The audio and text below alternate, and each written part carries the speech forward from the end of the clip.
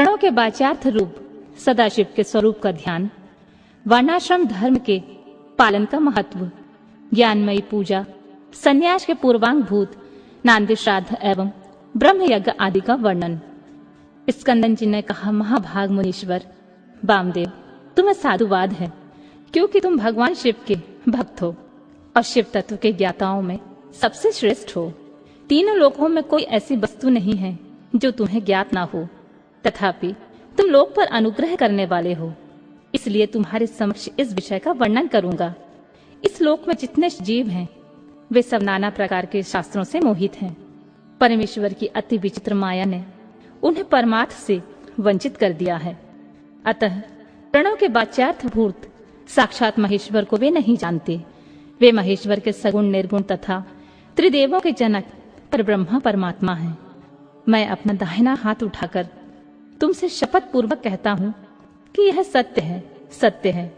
मैं बारंबार इस सत्य को दोहराता हूं कि प्रणव का अर्थ साक्षात शिव ही है। श्रुतियों, स्मृति शास्त्रों, पुराणों तथा आगमों में प्रधानतया उन्हीं को प्रणव का वाच्यार्थ बताया गया है।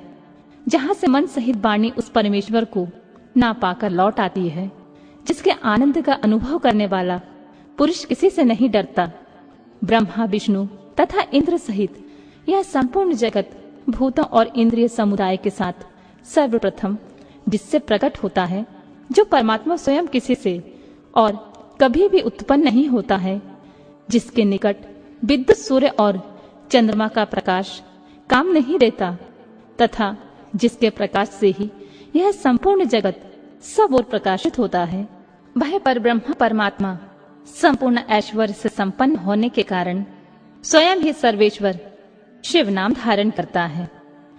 हृदयकाश के भीतर विराजमान जो भगवान शंभु मुमुक्षु पुरुषों के ध्येय हैं, जो सर्वव्यापी प्रकाशात्मा भात स्वरूप एवं चिन्मय हैं, जिन परम पुरुष की पराशक्ति शिवा भक्ति भाव से सुलभ मनोहरा निर्गुण अपने गुणों से ही निगुण और निष्कल हैं, उन परमेश्वर के तीन रूप हैं, स्थूल, सूक्ष्म और दोनों से परे।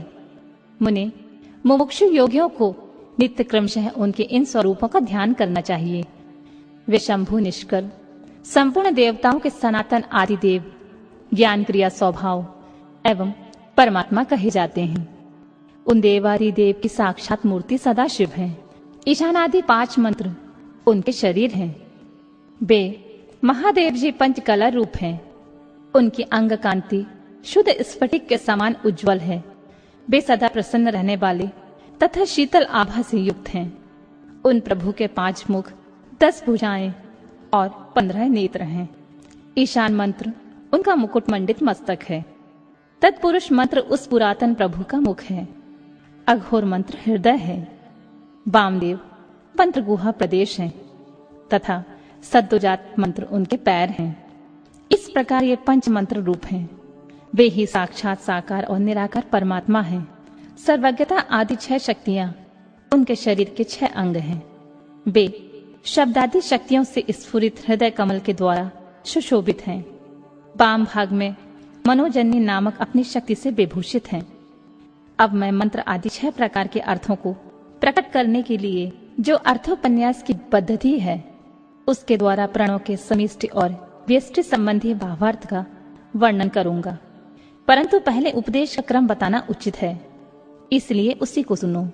मुने, इस मानव लोक में 4 वर्ण प्रसिद्ध हैं। उनमें से जो ब्राह्मण, क्षत्रिय और वैश्य ये 3 वर्ण हैं, उन्हीं का वैदिक आचार से संबंध है। त्रिवर्णिकों की सेवा ही जिनके लिए सारभूत धर्म है, उन शूद्रों का वेद अध्ययन में अधिकार नहीं है।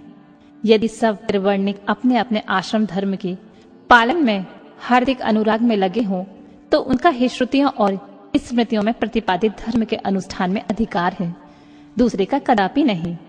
श्रुति और स्मृति में प्रतिपादित कर्म का अनुष्ठान करने वाला पुरुष अवश्य सिद्धि को प्राप्त होगा। यह बात वेदोक्त मार्ग को दिखाने वाले परमेश्वर ने स्वयं कही है। वर्ण धर्म और आश्रम धर्म के पालन जनित पुण्य से परमेश्वर का पूजन करके बहुत से श्रेष्ठ मुनि उनके सायुज्य को प्राप्त हो गए हैं। ब्रह्मचर्य के पालन से, ऋषियों की यज्ञ कर्मों के अनुष्ठान से देवताओं की तथा संतानोत्पादन से पितरों की तृप्ति होती है, ऐसा श्रुति ने कहा है।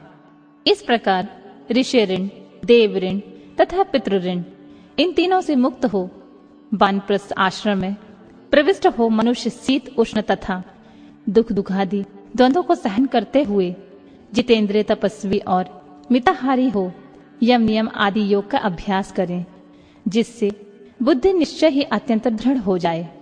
इस प्रकार क्रमशः अभ्यास करके शुद्ध चित्त हुआ पुरुष संपूर्ण कर्मों का संन्यास कर दे। समस्त कर्मों का संन्यास करने के पश्चात ज्ञान की समाधन में तत्पर रहे। ज्ञान के समाधन को ही ज्ञानमयी पूजा कहते हैं। वह पूजा जीव की साक्षात शिव के साथ एकता का बोध कराकर जीवन मुक्ति रूप फल देने वाली होती है।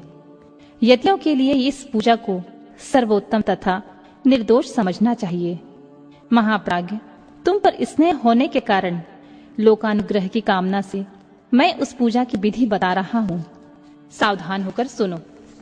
साधक को चाहिए कि वह संपूर्ण शास्त्रों के तत्वार्थ के ज्ञाता, वेदांत ज्ञान के पारंगत तथा बुद्धिमान में श्रेष्ठ आचार्य की शरण में जाए। उत्तम बुद्धि से युक्त एवं चतुर साधक आचार्य के समीप जाकर विधि पूर्वक दंड प्रणाम आदि के द्वारा उन्हें यत्न पूर्वक संतुष्ट करे। फिर गुरु की आज्ञा ले वह 12 दिनों तक केवल दूध पीकर रहे। तदनंतर शुक्ल पक्ष की चतुर्थी या दशमी को प्रातः काल विधि पर स्नान करके शुद्ध चित हुआ विद्वान साधक नित्य कर्म करके गुरु को बुलाकर शास्त्रोक्त विधि से नांदी श्राद्ध करे। नांदी श्राद्ध में विश्व देवों की संज्ञा, सत्य और वसु बताई गई है। प्रथम देव श्राद्ध में नांदी मुख देवता ब्रह्मा, विष्णु और महेश कहे गए हैं। दूसरे ऋषि श्राद्ध में उन्हें ब्रह्मर्षि, देवर्षि तथा राजर्षि कहा गया है। तीसरे देव श्राद्ध में उनकी वसु, रुद्र और आदित्य संज्ञा बताई गई है। चौथे मनुष्य श्राद्ध में सनक आदि 4 मुनीश्वर का नांदी मुख देवता है। 5वें भूत श्राद्ध में 5 महाभूत नेत्र आदि 11 इंद्रिय समूह तथा जरायुज आदि चतुर्विध प्राणी समुदाय नांदी मुख माने गए हैं। छठे पितृ श्राद्ध में पिता, पितामह और प्रपितामह, ये तीनों नांदी मुख देवता हैं। 7वें मातृ श्राद्ध में माता, पितामही और प्रपितामही, इन तीनों को नांदी मुख देवता बताया गया है। 8वें आत्म श्राद्ध में आत्मा, पिता, पितामह और प्रपितामह, ये 4 नांदी मुख देवता कहे गए हैं। माता महात्मक श्राद्ध में मातामह, प्रमातामह और वृद्ध प्रमातामह, ये तीनों नांदी मुख देवता सपत्नीक बताए गए हैं। प्रत्येक श्राद्ध में 2-2 ब्राह्मण करके जितने ब्राह्मण आवश्यक हों उन्हें आमंत्रित करें और स्वयं यत्न पूर्वक आचमन करके पवित्र हो उन ब्राह्मणों के पैर धोएं। उस समय इस प्रकार कहें, जो समस्त संपत्तियों की प्राप्ति के कारण आई हुई आपत्तियों के समूहों को नष्ट करने के लिए धूमकेतु रूप तथा अपार संसार सागर से पार लगाने के लिए सेतु के समान है, वे ब्राह्मणों की चरण धूलियां मुझे पवित्र करें। जो आपत्ति रूपी घने अंधकार को दूर करने के लिए सूर्य, अभीष्ट अर्थ को देने के लिए कामधेनु तथा समस्त तीर्थों के जल से पवित्र मूर्तियां हैं, वे ब्राह्मणों की चरण धूलियां मेरी रक्षा करें। ऐसा कहकर पृथ्वी पर दंड की भांति पड़कर साष्टांग प्रणाम करें। तत्पश्चात पूर्वाभिमुख बैठकर भगवान शंकर के युगल चरणार बिंदों का चिंतन करते हुए दृढ़ता पूर्वक आसन ग्रहण करें। हाथ में पवित्र ले शुद्ध हो नूतन यज्ञ पवित्र धारण कर 3 बार प्राणायाम करें। तदनंतर तिथि आदि का स्मरण कर